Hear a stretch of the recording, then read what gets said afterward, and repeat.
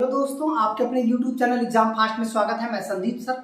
आज आप लोगों को जो है देशांतर रेखा के बारे में बतलाऊंगा, जो कि काफी महत्वपूर्ण है। देशांतर रेखा उत्तर से दक्षिण की ओर हमारे ग्लोब पर काटती है, जिससे समय का निर्धारण किया जाता है।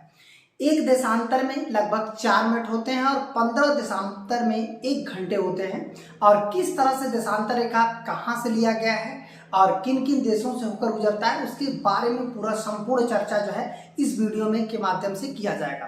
तो चलिए हम लोग बात करते हैं देशांतर रेखा का। यदि आप अभी इस चैनल पे नए आए हों तो चैनल को सब्सक्राइब कर लीजिएगा, ताकि ऐसी वीडियो आपको लगातार मिलती रहे। ठीक है, तो चलिए हम लोग आते हैं देशांतर रेखा की बात करते हैं। तो यहाँ पर पहला आपको ध्यान रखना है कि देशांतर रेखा क्या है। तो यहाँ पर देखिएगा, एक पॉइंट हम लोगों ने देखा देशांतर रेखा का। तो ये जो ग्लोब है, ये नॉर्थ से साउथ जो जा रहा है, ये सब कुछ देशांतर है। तो जानते हैं, जो ये ग्लोब है, देशांतर रेखा के दो देशांतरों के बीच की जो दूरी है सबसे ज्यादा किस पर होगी? तो सबसे ज्यादा विषुवत रेखा पर होगी, दो देशांतरों के बीच की दूरी। यदि पूछता है कि देशांतर रेखा की लंबाई, तो देखिए दो वृत्त बिंदु है, तो देशांतर की रेखा की लंबाई क्या है? सभी जगह समान होती है। ठीक है, अब बात हम लोग करते हैं यहाँ पर देशांतर ग्लोब पर निर्मित होने वाली एक काल्पनिक जो है अर्धवृत्त है, जो उत्तर से दक्षिण तक, मतलब नॉर्थ से साउथ की ओर ध्रुवों को आपस में जोड़ता है। उत्तरी ध्रुव को और दक्षिणी ध्रुव को आपस में जोड़ता है। फिर बात करते हैं कि यहाँ पर कुल देशांतरों की संख्या, हालांकि एक वृत्त का मान कितना होता है? 360 होता है। पूरे वृत्त का मान बात करते हैं, और जो कि यह ध्रुवों पर 0 होता है। और देशांतर रेखा की लंबाई, अभी हमने आपको पहले ही चर्चा में बताया कि देखिए बीच की दूरी विषुवत रेखा पर ज्यादा होती है, लेकिन लंबाई पूछेगा तो सभी जगह क्या होगी? समान होगी। ठीक है, तो यहाँ पर देखिए लंबाई क्या होती है? बराबर होती है या समान होती है। 180 अंश देशांतर, जहाँ पे 0 अंश देशांतर से हम लोग 180 अंश, जो कि उसके सारे ग्लोब को 2 भागों में क्या करते हैं? बांट देते हैं। जैसे यहाँ पर यदि हम लोग 0 कर दिए तो 180 इधर वाला भाग हो जाएगा और 180 जो है इधर वाला भाग हो जाएगा। टोटल वृत्त का मान यदि देखा जाए तो 360 हो जाएगा। अब देखिए बात करते हैं इसे पूर्वी और पश्चिमी में भाग में हम लोग क्या कर सकते हैं? गोलार्धों में काट सकते हैं, ताकि जो है हमारा जो भारत है वो 82.5 अंश है। तो यहाँ पर देखिए 82.5 अंश आएगा। तो हम लोग किस गोलार्ध में है? तो भारत किस गोलार्ध में है? तो भारत पूर्वी गोलार्ध में है। देशांतर रेखा की दृष्टि से यदि हम लोग देखें तो ये पूर्वी गोलार्ध में हो जाएगा।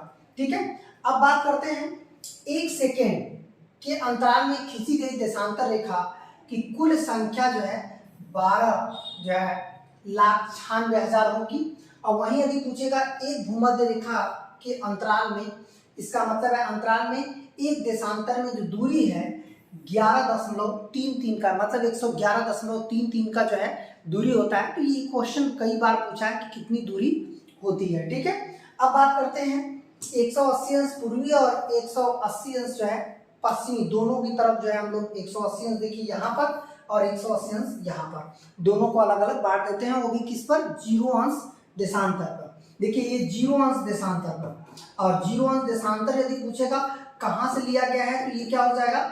ये लंदन से लिया गया है। 0 अंश देशांतर हमारा कहाँ से लिया गया है? लंदन से लिया गया। तो ऐसा पॉइंट टू पॉइंट आपको पूरा नॉलेज मिलेगा और ऐसे क्वेश्चन आपको पूछे जा सकते हैं एग्जाम में।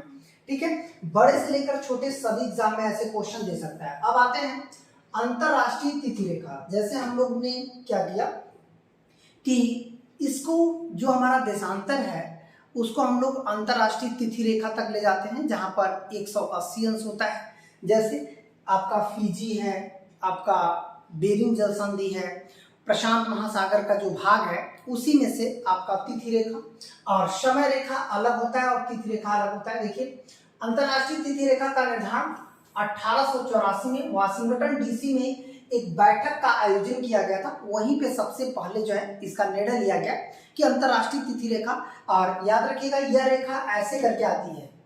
इसका मतलब है कई देशों में ये समांतर नहीं होती है। जैसे यहाँ पर बेरिंग है अंतरराष्ट्रीय तिथि रेखा, यहाँ प्रशांत है, प्रशांत के बाद यहाँ पर फिजी देश है, फिजी देश है, मतलब सभी देशों को, ताकि किसी देश से होकर वो न गुजरे, ऐसी व्यवस्था की गई है। 180 अंश देशांतर के सहारे गुजरने वाली जो काल्पनिक रेखा है वही हमारी क्या है, अंतर्राष्ट्रीय तिथि रेखा घोषित किया गया है। मतलब एक तरफ हमारा जीरो अंश से जब हम 180 अंश जाएंगे तो पूर्वी की तरफ जा रहे हैं, तो वहां पर अंतर्राष्ट्रीय तिथि रेखा निर्धारित होता है, वहीं से तिथि बदलती है। ठीक है, वहां से तिथि बदल जाता है। अंतर्राष्ट्रीय तिथि रेखा को समय को 24 घंटे में समायोजित किया गया है, जिसमें 15 देशांतर में 1 घंटे होता है। तो पहले ही बता दिया गया है कि 1 देशांतर बराबर 4 मिनट, तो जाहिर सी बात है कि 15 देशांतर बराबर जो है 60 मिनट, मतलब 1 घंटा। इसका तात्पर्य हो गया 1 घंटा।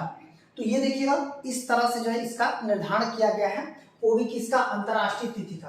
ठीक है, अब बात करते हैं हम लोग GMT, जो आपका ग्रीनविच मीन टाइम है, उसको देखते हैं। देखिए यहाँ पर इससे भी क्वेश्चन बना है, वाशिंगटन DC से भी क्वेश्चन बना है कि कहाँ पर बैठक हुई थी, जिससे यह निर्धारित किया गया कि तिथि रेखा का निर्धारण कहाँ से किया जाए।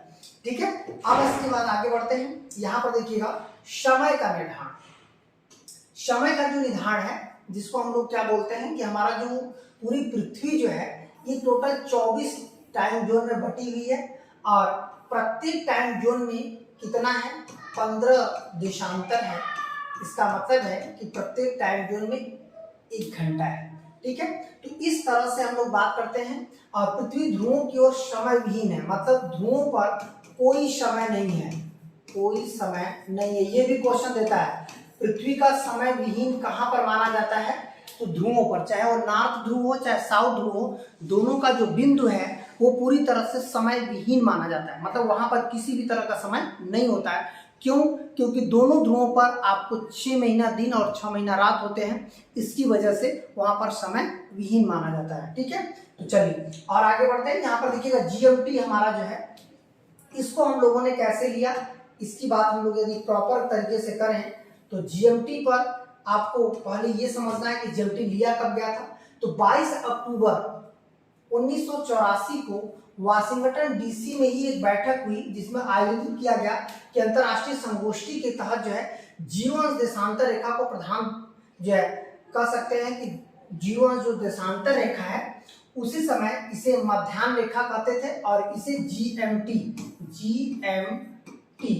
GMT मतलब हो गया ग्रीनविच मीन टाइम। मतलब पूरे विश्व का जो मानक समय लिया गया, ये ग्रीनविच मीन टाइम, ये कहां से लिया गया, लंदन से लिया गया। तो इसकी बात हम लोगों ने इसी बैठक में की थी, जब तिथि रेखा का निर्धारण किया जा रहा था, उसी समय GMT का भी निर्धारण किया गया। अब बात करते हैं, इसका नाम GMT रखा गया। समय के निर्धारण इसी ग्रीनविच मीन टाइम के आधार पर ही किया जाता है, और ये जो है जीवन देशांतर होते हुए, जिसे हम लोग ग्रीनविच मीन टाइम कहते हैं, ये पूरी तरह से जुलू समय के नाम से भी जाना जाता है, और इसका केंद्र कहाँ पे है, लंदन में। इसका मतलब है कि ये लंदन से लिया गया। अब बात करते हैं कि इसका कितने देशों से ये गुजरता है।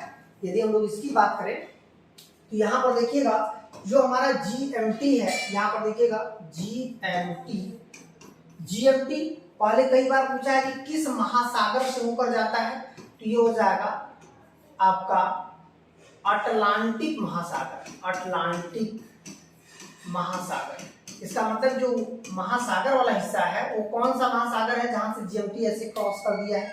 जैसे आपका ये पृथ्वी है, यहाँ से हम लोग बीचों बीच क्रॉस करेंगे जीरोअंश देशांतर, तो वो अटलांटिक महासागर से होकर जाता है, जिसमें टोटल 9 जो है, जिसमें 8 देश और एक अंटार्कटिका जो है ध्रुव भी, मतलब महाद्वीप भी आता है।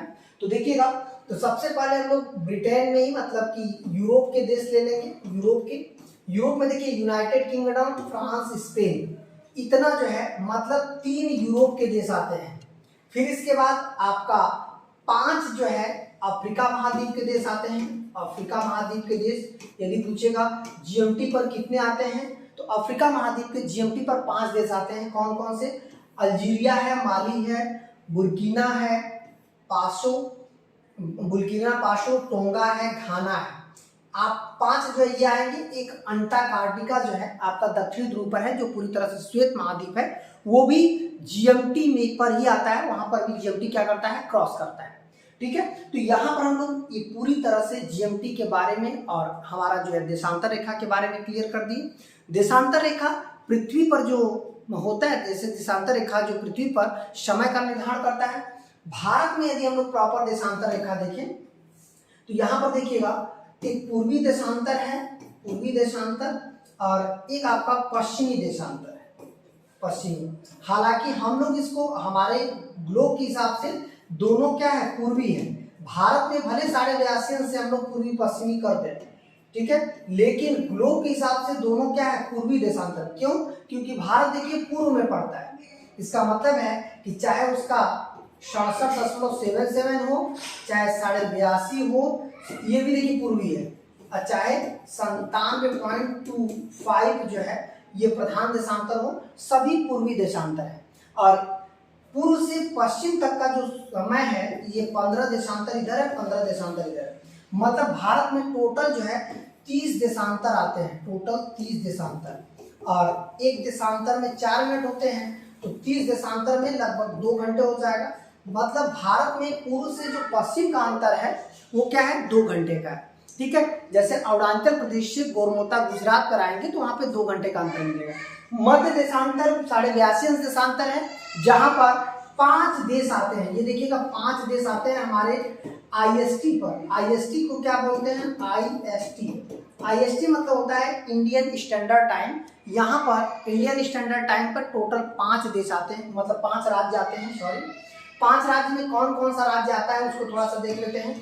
पहले उत्तर प्रदेश आता है, फिर मध्य प्रदेश आता है, छत्तीसगढ़ आता है, उड़ीसा आता है, आंध्र प्रदेश आता है, उड़ीसा आंध्र प्रदेश।